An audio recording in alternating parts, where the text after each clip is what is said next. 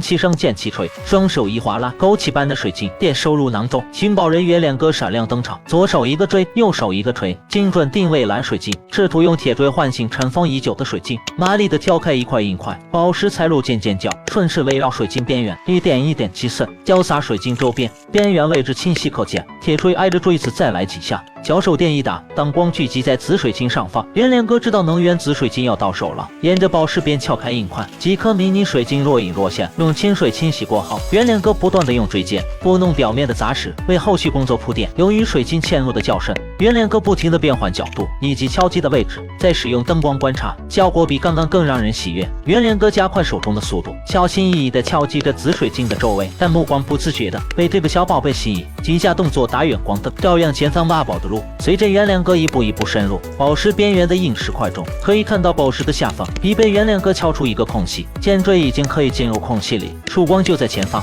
宝石在尖锥的作用下，袁连哥又把水晶敲裂了，水晶倒是成功取了出来，但看着四分五裂的样子，真还不如烂土里呢。袁连哥轻轻的拿起水晶，用水清洗表面的湿土后，在手指间摆动观察，当完整的宝石在灯光的照射下透露着淡淡的紫光，袁连哥小心谨慎的将其放在保险位置上，准备开始下一个目标。铁锤敲碎不值钱的碎石，用水筛选幸运儿，两锤锤碎小红水晶。袁连哥选择采取盲盒采石法，用铁锤随机敲击，结果却毫无收获。留得青山在，不怕没水晶。袁连哥只得换个方向，用锄头拨开杂物，再换个祖传好物，不停地敲打着碎石，以求找到金间的大宝贝。不料依旧两手空空，袁连哥悻悻然，于是转身向水边走去，拨去水上的漂浮物，盛满一壶水，回到根据地，一边喷水一边用手掌拂去表面的沙土。终于功夫不负有心人，袁连哥发现了今天的大宝贝，不停地用水冲刷着水晶。袁连哥上下其手，扣了半天，发现实在是扣不动。袁连哥直接拿出吃饭的家伙，